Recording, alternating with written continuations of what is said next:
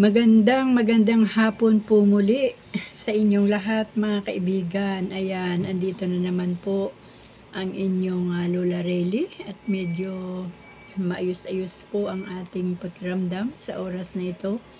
Purihin po ang ating Panginoon, kaya tayo po ay magbabasa muli ng salita ng Diyos. Pagpasensyahan nyo na po mga kaibigan kung wala po sa oras o wala akong saktong oras kung kailan ko po ipopost ang aking pagbabasa ng salita ng Panginoon, kasi depende po yon sa kung minsan maingay, kaya gabi na po tayo. Madalas naman hindi po maganda ang ating pakiramdam. Ano po? So, ngayong hapon po ay salamat sa Panginoon kasi may pagpapatuloy ko po ang pagbabasa ng salita ng Diyos. At excited tayo mga kaibigan kasi andito na po tayo sa aklat ng mga panaghoy. Malapit na po nating matapos ang Old Testament. Kaya mga kaibigan, salamat sa Diyos sa hapong ito. Kamusta po sa inyong lahat? At muli po ay inaanyayahan ko kayo na samahan ako sa pagbabasa ng salita ng ating Panginoon at purihin ang Diyos sa ating mga buhay. Salamat sa kanyang gabay at patnubay sa buhay ko at sa buhay nating lahat habang binabasa o pinapakinggan natin ang salita ng Diyos, at salamat sa Holy Spirit. Ngayon po ay nasa aklat po tayo ng mga panaghoy at uubusin ko po ito kasi hanggang chapter 5 lang po ang panaghoy. Sige po mga kaibigan, simulan ko na. Mga panaghoy at ang panimula. Ang aklat ng mga panaghoy ay kalipunan ng 5 tula na pananaghoy dahil sa pagkawasak ng Jerusalem noong 586 BC. Ang ibinungang pagkakatapo ng mga mamamayan sa kabila ng diwang pananambitan, may masisinag ding pagtitiwala sa Diyos at pag-asa sa hinaharap. Ginamit ng mga Hudyo ang mga tulang ito sa kanilang taunang pag-aayuno bilang paggunita sa kapahamakang naganap sa kanilang bansa noong 586 BC. Nilalaman, mga kalungkutan ng Jerusalem, ang kaparusahan ng Jerusalem, parusa at pag-asa, ang wasak na Jerusalem, at isang panalangin humihingi ng awa. Chapter 1. Ang pagdadalamhati ng Jerusalem. Ulilang-ulila ang lungsod na dating matao, dating bantog sa buong daigdig, ngunit ngayon tulad ng balo, dating pangunahing lungsod, ngunit ngayon ay alipin. Buong kapaitan siyang umiiyak sa magdamag, ang mga matay laging luhaan, lumayo na ang lahat at walang natira kahit isa upang umaliw sa kanya. Ang dati niyang mga kaibigan ngayon ay mga kaaway. Ang mga taga-Juday na bihag at dumanas ng kalungkutan at paglilingkod na mabigat sa pananahanan nila sa gitna ng mga bansay, hindi man lamang sila makapagpahinga. Napaligiran sila ng mga kaaway, walang paraan para makatakas, malungkot ang mga landas patungong Jerusalem. Pagkat wala nang dumadalo sa kanyang mga takdang kapistahan, wala nang nagdaraan sa kanyang mga pintuang bayan, dumaraing at nagbubuntong hininga ang kanyang mga saserdote, pinagmamalupitan ang mga dalagang mga awit sa templo, napakapait ng sinapit niya. Naging Panginoon niya ang kanyang mga kaaway, pinapaghirap siya ni Yahweh dahil sa marami niyang pagsalansang. Wala na ang kanyang mga anak, sila'y dinalang bihag ng kaaway. Naparam na ang karangyaan ng Jerusalem. Ang kanyang mga pinuno'y parang mga usang di makasumpong ng pastulan. Nanghina na sila sa pag-iwas sa mga humahabol sa kanila. Ngayong ang mga taga-Jerusalem ay nasa panahon ng pagdadalamhati at paggala.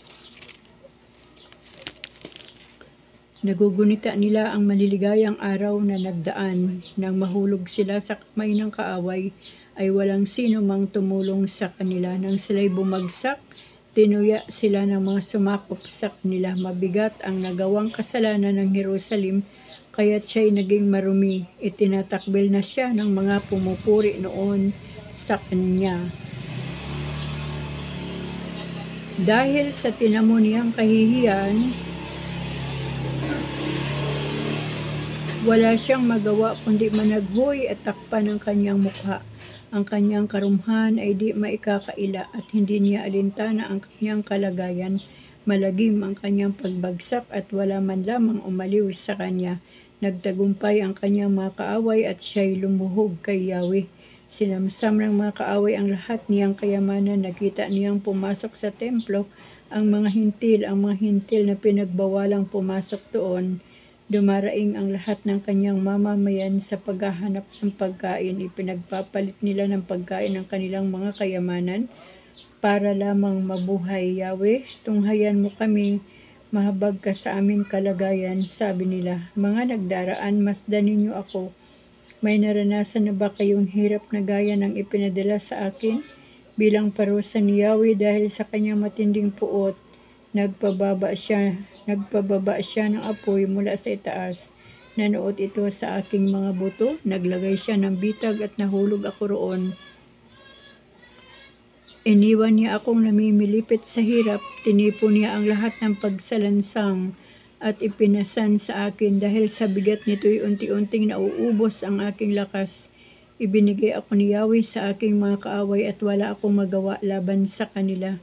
Tinawanan lang ni Yahweh ang magigiting kong kawal. Nagpadala siya ng isang hukbo upang lipulin ang mga kabataang lalaki. Dinurog niya ang buong bayan parang ubas sa pisaan. Dahil dito, hindi mapigil ang pagbalong ng aking luha. Walang makaaliw sa akin ni makapagpalakas ng aking loob. Nagtagumpay ang aking kaaway. Walang natira sa aking kayamanan. Ako'y napag-ibig, ngunit walang tumulong sa akin. Inatasan ni Yahweh ang mga bansa sa palibot upang maging kaaway ko. Ako'y para lamang maruming basahan sa kanila. Nasa panig ng katwiran si Yahweh. Ako ang naghimagsik laban sa kanyang salita. Ngunit makinig kayo mga bansa at tingnan ninyo ang aking paghihirap. Binihag ang aking kadalagahan at kabinataan. Tinawag ko ang aking mga kakampi, ngunit hindi nila ako tinulungan. Namatay ang aking mga saserdote at matatanda sa lungsod sa paghahanap ng pagkaing nagpapanumbalik ng kanilang lakas. Masdan mo ako, Yahweh, sapagkat labis akong nababagabag. Naliligalig ang aking kaluluwa. Ako'y lubhang naguguluhan sapagkat naging mapaghimagsik ako. Kabi-kabila ang patayan sa loob at labas ng bahay. Pakinggan mo ang daing ko. Walang umaaliw sa akin. Natuwa pa nga ang mga kaaway ko sa ginawa mo sa akin. Madaliin mo ang araw na iyong ipinangako na sila'y magiging gaya ko rin. Hatulan mo sila sa kanilang kasamaan. Pahirapan mo sila tulad ng pagpapahirap mo sa akin dahil sa aking mga pagsalansang. Napahimutok ako sa tindi ng hirap para akong kandilang nauupos. Chapter 2. Pinarusahan ni Yahweh ang Jerusalem. Sa galit ni Yahweh, tinakpan niya ng ulap ang Sion. Ibinagsak niya ang karangalan ng Israel sa araw ng kanyang puot. Hindi niya nagunitang ang Sion ay naging tuntungan niya. Walang awang winasak ni Yahweh ang lahat ng nayon ni Jacob. Sinira niya ang matitibay na kuta ng lupain. Ang kaharian at mga pinuno nito ay kanyang ibinagsak at inilagay sa kahihiyan. Sa tindi ng kanyang galit ay iginupo niya ang kalakasan ng Israel. Hindi niya kami tinulungan. Nang dumating ang kaaway, nag-aalab ang galit niya sa amin. Gaya ng paglamo ng apoy sa buong paligid. Para siyang kaaway, tinudla niya kami ng pana at nilipol ang lahat ng kinalulugdan namin at pinagmamalaking mamamayan. Ibinuhos na niya sa Jerusalem ang galit niya at puot tulad ng kaaway. Winasak ni Yahweh ang Israel. Giniba niya ang mga palasyo at lahat ng kuta. Inilagay niya ang Juda sa walang katapusang pagdadalamhati. Pinaguho niya ang tabernakulo nito gaya ng isang halamanan. Winakasan ni Yahweh ang itinakdang pista at araw ng pamamahinga at itinakwil niya sa matinding puot ang hari at saserdote. Itinakwil ni Yahweh ang kanyang dambana. Tinalikdan ang kanyang templo. Ipinagiba niya sa mga kaaway ang mga pader nito dahil sa kanilang tagumpay ay nagkaingay sa tuwa ang mga kaaway sa lugar ng dati buong galak naming pinagdarausan ng pagsamba. Ipinasya ni Yahweh na wasakin ang pader ng Sion. Itinakda niya ang ganap na pagkasira nito. Hindi niya iniurong ang kanyang balak sa pagkawasak. Ngayon, ang muog at ang kuta ay nakaguho. Guho na rin ang mga pintuang bayan, bali ang mga panaran nito, nangalat sa mga bansa ang kanyang hari at mga pinuno. Wala nang kautosang umiiral at wala na ring pangitain mula kay Yahweh ang kanyang mga propeta. Tahimik na lupasay sa lupa ang matatanda sa Jerusalem. Naglagay sila ng abo sa ulo at nagdamit ng sako. Ang mga dalaga sa Jerusalem ay nakaluhod na, ang mukha'y halos sayad na sa lupa. Namumugto ang mga mata ko sa kaiiyak. Bagbag na bagbag ang aking kalooban. Matindi ang pinagdadalamhati ko dahil sa kapahamakang sinapit ng aking bayan. Nakahandusay sa mga lansangan ang mga bata at ang mga sanggol. Nag-iiyakan sila at patuloy na humihingi ng pagkain at inumin. Nanlulupaypay sila na parang mga sugatan sa mga lansangan. Unti-unting nangangapos ang kanilang hininga sa kandungan ng kanilang mga ina. Ano ang masasabi ko sa iyo, O Jerusalem? Jerusalem, lungsod na pinakamamahal ko. Saan kita maitutulad upang ikay aking maaliw, sapagkat sinlawak ng dagat ang iyong kasiraan? Sino ang maaaring magpanauli sa iyo? Ang sinabi ng inyong mga propeta ay pawang kasinungalingan. Dinadaya nila kayo sa hindi nila paglalantad ng inyong kasamaan. Pinapaniwala nila kayo na hindi na ninyo kailangan magsisi sa inyong mga kasalanan. Hahamakin at pagtatawanan ng lahat ng magdaraan o lungsod ng Jerusalem. Sasabihin nila, ito ba ang lungsod na tinatawag na huwaran ng kagandahan?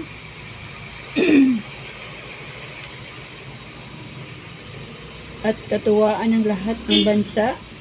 Iniismiran ka ng iyong mga kaaway at kanilang sinasabi, nawasak na rin natin siya ng matagal na nating pinakahihintay.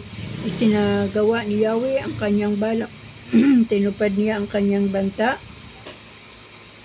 Walang awa niya tayong winasak. Pinagtagumpay niya ang kaaway at dinulutan ng kagalakan sa paglupig sa atin. Dumaing ka ng malakas kay Yahweh, Jerusalem.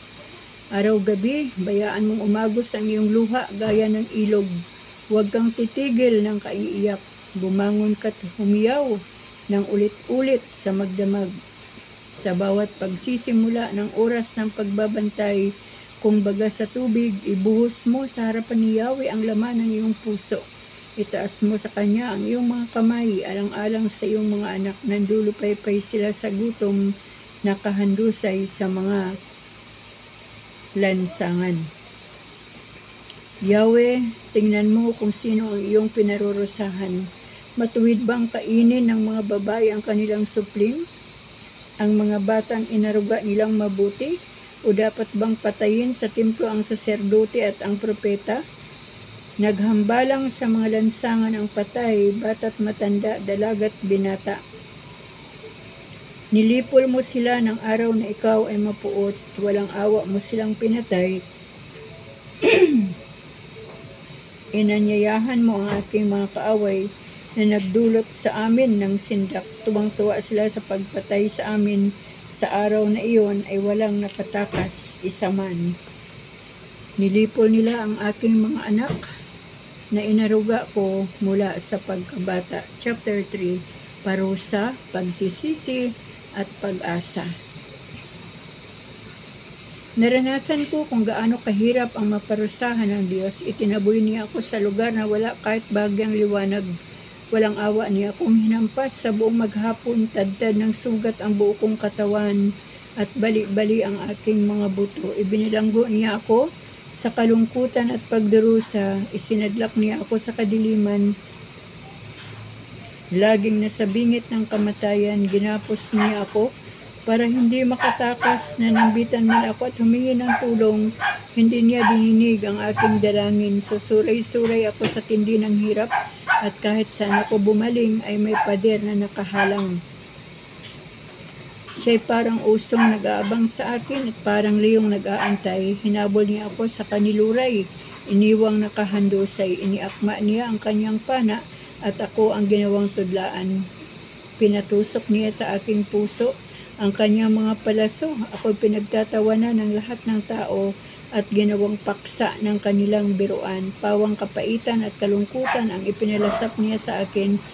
Ninudmod niya sa lupa ang aking mukha at idinikdik sa bato ang aking bibig. Sa akin ay wala ni bakas ng kalusugan, katiwasayan at kaligayahan. Kaya't sinasabi ko na wala na ang aking lakas at ang aking pag-asa kay Yahweh.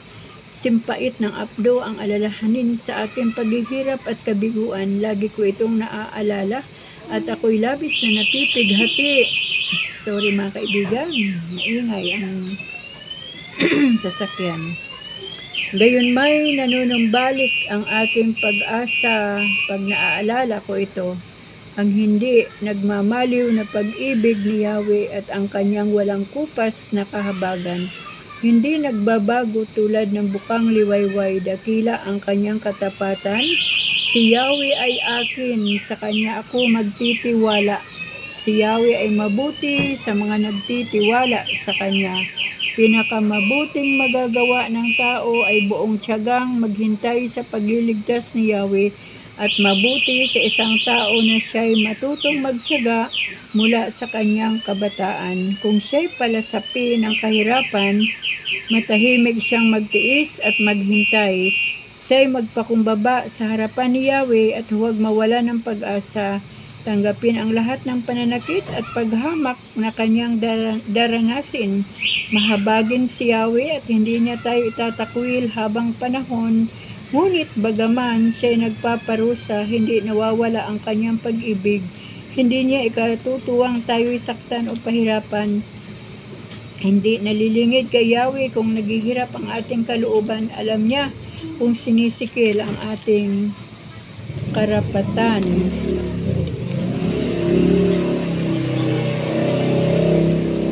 Hindi maikakaila sa kanya kung pinipilipit ng hukuman ang katarungan. Walang anumang bagay na mangyayari nang hindi sa kapahintulutan ni Yahweh, na sa kapangyarihan ng kataas-taasang Diyos ang masama at mabuti. Bakit tayo magrereklamo kung tayo'y pinarurusahan dahil sa ating mga kasalanan? Siya sa atin natin suriin ang ating pamumuhay at tayo'y manumbalik kay Yahweh. Dumulog tayo sa Diyos at tayo dumalangin. Kami nagkasala at naghimagsak at hindi mo kami pinatawad. Sa iyong kapuutan ay hinabol mo kami, walang awang pinatay. Ang galit mo'y tila makapal na ulap na hindi malampasan ang aming mga dalangin. Ginawa mo kaming tambakan ng kasamaan ng sanlibutan. Tinutuya kami ng aming mga kaaway. Nagdaan na kami sa pagkawasak at kapahamakan. Naranasan namin ang mabingit sa panganib at pagharian ng takot. Hindi mapigil ang pagbalong ng aking mga luha dahil sa kapahamakang sinapit ng aking bayan. Walang tigil ang pagdaloy ng aking mga luha hanggang sa tumunghay mula sa langit si Yahweh at kami lingapin. Nagdadalamhati ako dahil sa sinapit ng mga kababaihan sa aking lungsod para akong ibong binitag ng ating mga kaaway, gayong wala silang dahilan upang kamuhian ako. Ako'y inihulog nila ng buhay sa isang balon at tinakpan ng bato ang bunganga nito. Lumubog ako sa tubig at nasabi ko, wala na akong pag-asang mabuhay pa, O Yahweh. Tinawag ko ang iyong pangalan nang ako'y nasa kailaliman ng balon. Narinig mo ang aking samo. Huwag mong takpan ang iyong pandinig sa aking paghingi ng tulong. Nilapitan mo ako nang ika'y tawagan ko. Sinabi mo sa akin, huwag kang matakot. Tinulungan mo ako, Yahweh, at iniligtas mo ang aking buhay. Hindi kaila sa iyo ang kasamaang ginawa nila sa akin. Bigyan mo ako ng katarungan. Gayon din ang pagkapuot nila at ang masamang balak laban sa akin. Narinig mo, Yahweh, ang panlilibak nila at mga pakana laban sa akin. Nagsalita at nag-iisip laban sa akin. Mga kaaway ko mula umaga hanggang gabi ay Ako ang paksa ng kanilang usapan. Parusahan mo sila, O Yahweh. Ayon sa kanilang ginawa, bigyan mo sila ng hirap ng kalooban. Sila iyong sampain, habulin mo sila at lipulin. Chapter 4. Naganap ang pagpaparusa sa Jerusalem. Kupas na ang kinang ng ginto. Nagkalat sa lansangan ang mga bato ng templo. Ang mga pinagmamalaking kabinataan ng Jerusalem ay kasing hanagan ng lantay na ginto. Ngunit ngayon ay para na lamang palayok na luwad. Kahit mga asong gubat ay nagpapasuso ng kanilang mga tuta. Subalit ang anak na babae ng aking bayan ay naging malupit gaya ng mga abistro sa kanilang mga inakay. Namamatay ng gutom ang mga batang pasusuhin, namamalimos ang mga bata, ngunit walang magbigay ng pagkain. Ang mga taong dati sagana sa pagkain ay namamatay ng gutom sa mga lansangan. Ang dating mayayaman ay naghahalungkat ng pagkain sa basurahan. Ang pagpaparusa sa ating bayan ay higit pa sa sinapit ng Sodoma na sa isang kisap matay winasak ng Diyos. Dati ang aming mga pinuno ay matuwid at sindalisay ng yelo. Sila'y matipuno, malakas at malusog. Ngunit ngayon naghambalang sila sa Jerusalem. Maiitim na bangkay, nangungulubot na ang kanilang balat, parang kahoy na natuyo ang kanilang mga buto. Mabuting di hamak ang masawi sa digmaan kaysa mamatay ng gutom. Nanghina sila't nagkasakit dahil sa walang makain. Kalagim-lagim ang naging bunga ng kapahamakang sinapit ng aking bayan. Iniluto ng mga ina ang kanilang anak para may makain. Ibinuhos ni Yahweh ang kanyang matinding puot. Ang Siyon ay tinupok niya, pati ang pundasyon ng lungsod. Hindi naniniwala ang lahat ng hari sa sanlibutan ni ang kanilang mga nasasakupan na mapapasok ng kaaway ang lungsod ng Jerusalem. Ito'y naganap dahil sa kasalanan ng mga propeta at sa kasamaan ng mga saserdote na nagpapapatay sa mga walang sala. Ang mga pinuno'y parang bulag na nasilaw sa lansangan na titigmak ng dugo, kaya walang mga has lumapit sa kanila. Lumayo kayo, kayong marurumi, wika ng mga tao. Huwag kayong lalapit sa amin. Kaya't sila'y nagpalaboy-laboy sa mga bansa, walang ibig tumanggap sa kanila. Hindi na sila pinahalaga ni Yahweh, kaya sila'y pinangalat niya. Hindi na niya kinilala ang mga saserdote at ang mga pinuno. Nanlabo na ang aming paningin sa paghihintay sa tulong na hindi na dumating. Naghintay kami sa isang bansang wala namang maitulong. Ang kaaway ay laging nakabantay, kaya hindi kami makalabas sa lansangan. Nabibilang na ang aming mga araw. Malapit na ang aming wakas. Ang mga mahabol sa amin ay higit na mabilis kaysa mga agila sa himpapawid. Tinugis nila kami sa mga kabundukan, inabangan sa ilang. Nabihag nila ang aming tagapagtanggol. Ang hinirang ni Yahweh na inaasahan naming mga laga sa amin laban sa mga kaaway. Magalak at matuwa, bayan ng Edom at Uz, pagkat daranasin mo rin ang kapahamakang sinapit namin. Malalagay ka rin sa walang katulad na kahiyan. Pinagdusahan na ng Siyon ang kanyang mga kasalanan, kaya't lalaya ka na mula sa pagkatapon. Ngunit parurusahan ni Yahweh ang Edom dahil sa iyong kalikuan at ibubunyag ang iyong mga kasalanan. Chapter 5. Dalangin paghingi ng awa. O gunitain mo, Yahweh, ang nangyari sa amin. Malasin mo ang sinapit naming kahiyan. Ang aming manay ibinigay sa mga dayuhan at ang aming mga tahanan na may pinagkaloob sa mga taga-ibang bayan.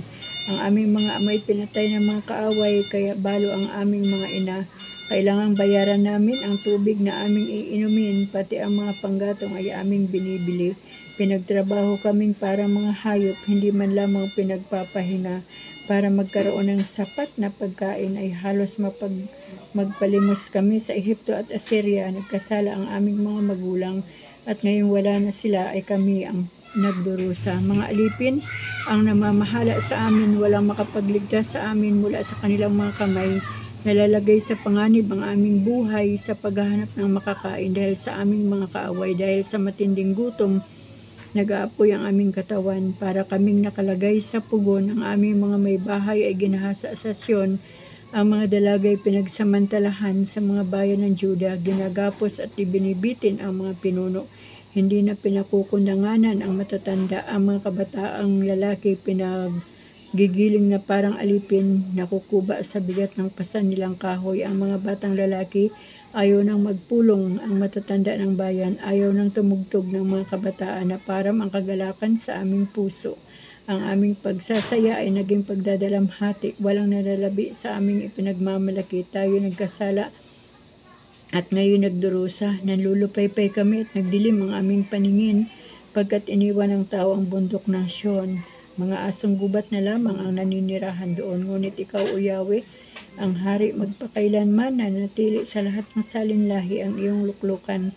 Kay tagal mo kaming pinabayaan, kailan mo kami alalahanin uli, ibalik mo kami sa dating kaugnayan sa iyo. Talaga bang itinakwil mo na kami? Sukdula na bang talaga ang galit mo sa amin? So, purihin po ang ating Panginoon, mga kaibigan, sa nabasa po natin na mga salita ng Diyos dito po sa Panaghoy. Ano po? Dito sa Panaghoy. At natapos po natin ang Panaghoy, at ang kasunod po nito ay ang aklat ni Ezekiel. Mga kaibigan, pagpasensyahan nyo na po ha kung maingay po ang background ng ating video, dahil talagang hindi po maiwasan na may mga tao po na talagang magbibigay pa ng ingay kahit hindi na kailangan mag-ingay pa. Ano po? Pero purihin po ang Panginoon dahil natapos po natin ang Panaghoy. At maraming salamat sa Diyos dahil ang hapong ito ay isang biyaya sa mga buhay natin. At napansin nyo ba sa Panaghoy, sa ating binasa, na kahit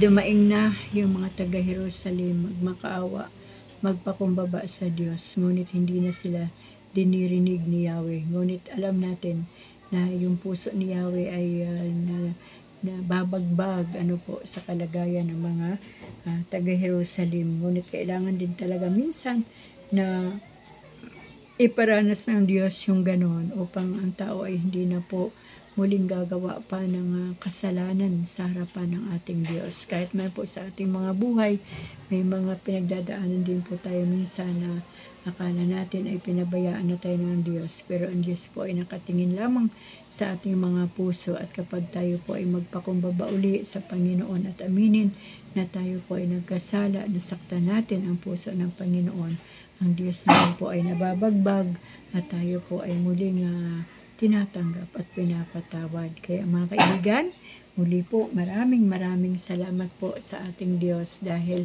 napagtagumpayan po natin yung almost 30 minutes na ating pagbabasa ng salita ng ating Panginoon. Muli, maraming salamat po sa inyong mga buhay. Salamat po sa lahat. At nawa po talaga mga kaibigan, ang aking dalangin habang may panahon, habang may oras pa, nawa po ay bigyan ng panahon ng makakita nitong aking video na pakinggan, dahil ito po ay purong-puro na salita ng ating Panginoon, at ito po ang kailangan natin sa kapanahon ng ito, lalong-lalo na po mga nasa huling araw na po tayo mga kaibigan, nasa last days na po tayo, kaya kailangan na po natin magpakaseryoso sa salita ng Diyos at sa relasyon natin sa Panginoon, ganon din sa ating pananampalataya sa ating Diyos. Kaya mga kaibigan, dito na naman po magtatapos ang ating Bible reading. Ngayon po ay pang 144 days na po natin, at ako po ay nagagalak sa ginagawa din ng Diyos sa buhay ko, ganon din sa buhay ng lahat na nakikinig ng aking Bible reading dito po sa ating YouTube channel, ang Really Mix Stories. At nawa po ay patuloy pong mag-subscribe ang mga bago nating kaibigan kapag narinig po nila itong ating ginagawa dito sa social media. Kaya mga kaibigan, muli maraming salamat po sa inyo, at patuloy po tayong pagpalain ng ating Diyos, at patuloy na ingatan tayo at pakabalutan tayo ng banal na dugo ng ating Panginoon Hesus. Ganun din po ang ating mga sambahayan at ang lahat ng ating mga mahal sa buhay at mahalaga na mga tao sa buhay natin. Amen.